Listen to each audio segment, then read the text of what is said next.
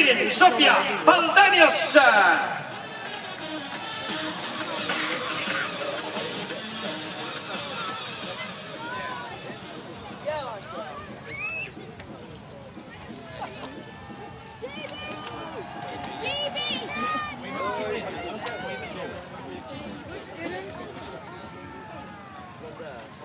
Ready, set,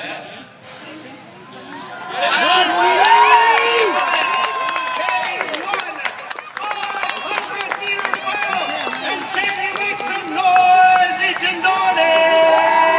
And Rachel Toddle in lane 7 has got an incredible start. He's a quiet storm, but she's definitely cooking up a tornado right now.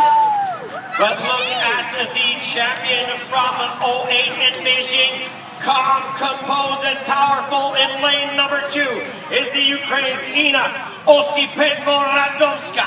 What a field we've got here. But the European gold medalist, the European bronze medalist, the world champion aren't even in this race. It's thrown the field wide open. It's going to be a new dawn here as we have now Hungary's Danuta Kayak pulling up in the lane number 6.